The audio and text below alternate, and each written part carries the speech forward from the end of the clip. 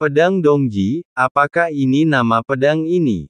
Xiao Yan memasang bendera penekan jiwa ke Naji. Yang paling penting sekarang adalah meninggalkan dunia kuno yang abadi dan iblis. Semua sumber daya dunia disedot ke dalam pagoda, roh Void Laut 10.000 roh Zichen oleh Xiao Yan. 3/10 sumber daya dunia berada di dunia kuno abadi dan iblis. Biarkan sepertiga dari lautan semua roh, yang awalnya redup ini bersinar dengan kilau ini juga mengejutkan Xiao Yan. 3/10 sumber daya dunia itu, bahkan tidak diisi dengan 10.000 roh nahai. Kelihatannya hampir semua sumber daya dari seluruh dunia kuno abadi dan iblis, dapat dimasukkan ke dalam lautan 10.000 roh ini. Selesaikan semua ini, dan Xiao Yan tidak berniat untuk tinggal di dunia kuno yang abadi dan iblis. Aku bahkan tidak berencana untuk kembali ke alam iblis Halloween.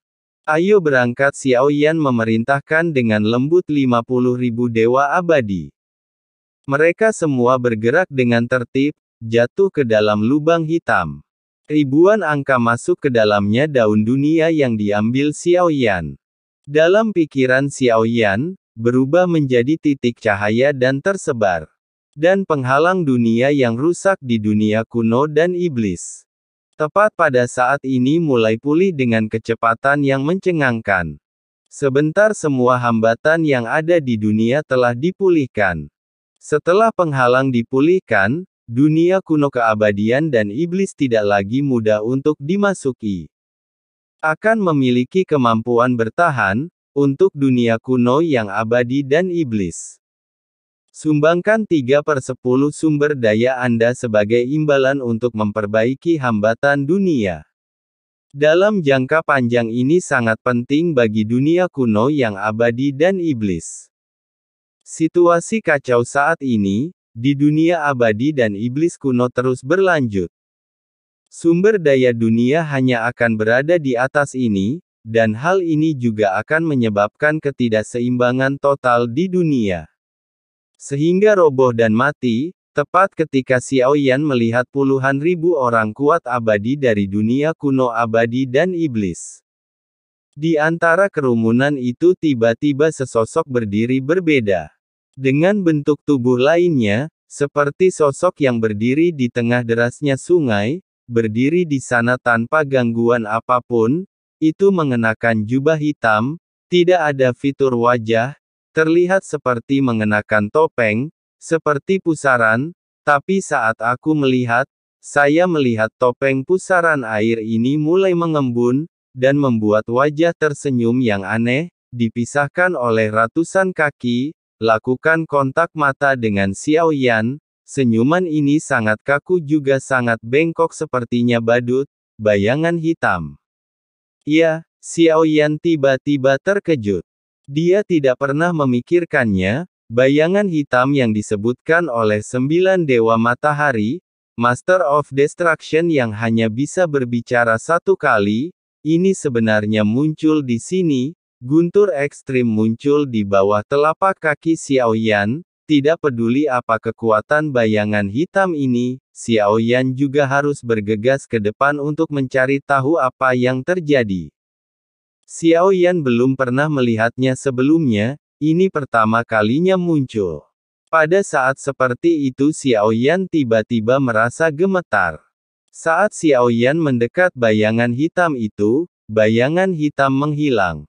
Saat melihat sekeliling, melihatnya lagi tidak jauh, seperti hantu, diam-diam Xiao Yan segera membangunkan mata anjing di jubah lengan bajunya, mencoba memblokirnya dengan kekuatan penahan mata anjing, tapi itu masih sia-sia, sebuah usaha yang sia-sia, tidak peduli bagaimana Xiao Yan mengejarnya, masih tidak bisa menangkapnya, bahkan tidak bisa mendekatinya sejauh 100 kaki, setelah pengejaran bayangan hitam aneh ini benar-benar berbicara. Biaya, dua kata ini ada di benak Xiao Yan. Seperti guntur yang jatuh, biarkan seluruh tubuh Xiao Yan berada pada saat ini, seolah kehilangan akal sehatnya, Xiao Yan membeku di tempat untuk waktu yang lama sebelum aku sadar. Pada saat ini 50.000 dewa abadi semuanya telah berangkat, dia satu-satunya yang tersisa. Sosok Xiao Yan bergerak juga siap untuk memasukinya. Kembali ke dunia sensi lagi.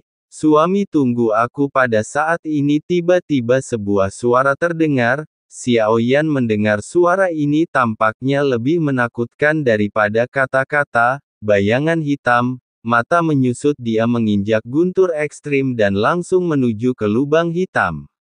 Saat Xiao Yan memasuki lubang hitam hanya suara mendesis semua menghilang, dan di sini kembali normal, kekosongan yang runtuh semuanya telah dipulihkan. Dia berani berbohong padaku. Setelah Xiao Yan pergi, bayangan indah muncul di sini. Sosok cantik ini tak lain adalah Yu Yan. Dia secara alami tahu bagaimana cara pergi. Aku baru saja mencarinya. Sejak Xiao Yan pergi terlihat dia juga menghabiskan banyak tenaga untuk mencarinya. Baru setelah itu menemukan lokasi Xiao Yan lagi. Dalam waktu sesingkat itu.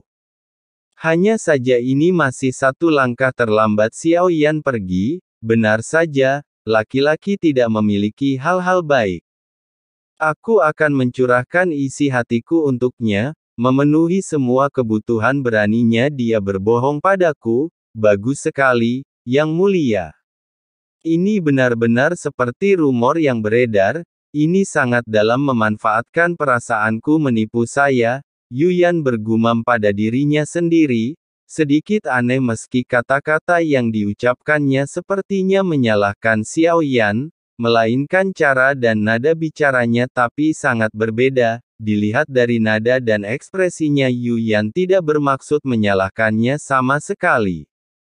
Seolah-olah itu sudah diduga, nada suaranya malah meninggi. Ekspresi antisipasi di matanya sangat ekstrim. Dia pergi ke sensi. Dia melarikan diri. Aku akan mengejarnya ketika dia melarikan diri. Di samping itu identitas aslinya seharusnya ada di sensi, jika aku bisa berkomunikasi dengannya. Ruang atas dari alam iblis Halloween mengambang di satu-satunya aula. Bel perak merah kaki gioknya bergerak dengan lembut, nada dering beriak. Qianying memutar pantat kecilnya yang bulat. Sosok yang anggun seperti mawar yang bergoyang. Dadaku bergetar bangga. Segera, tubuhnya bergoyang menghilang di aula. Dunia sensi sudah lama sejak saya berada di sana, lalu pergi dan bersenang-senanglah. Sosok cantik ini bercadar, fitur wajah cantik ini tercakup dalam tule ini. Segera, sosok itu muncul di kehampaan tempat Yu Yan berada. Saya melihat sosok Yu Yan bergerak sedikit. Lalu ia melebur ke dalam bayangan sosok cantik ini. Pergi ke dunia sensi masih agak merepotkan, tapi aku mendapat benih. Saya tidak tahu apakah masih berfungsi. Di dunia sensi, sosok yang anggun, balikkan telapak tangan Anda. Tindakan sederhana ini, namun hal itu tetap membuat pria angkuh di hadapannya itu gemetar 3 kali. Kelihatannya sangat lembut. Sebuah kacang muncul di telapak tanganku, lalu dia melemparkannya menuju ketiadaan. Bin langsung menghilang ke dalam ketiadaan, tapi setelah beberapa saat ketiadaan benar-benar mengeluarkan tunas hijau. Qianying melihat mata indah di balik tabir melengkung menjadi bulan sabit. Raja jahat memang lebih tulus dari Gu Zongsheng. Setidaknya hal ini nyata. Kata Qianying, rentangkan jari ramping Anda. Ketuk sedikit kuncup hijau, tiba-tiba cahaya putih menyala. Luya dan Qianying menghilang ke dalam kehampaan pada saat bersamaan.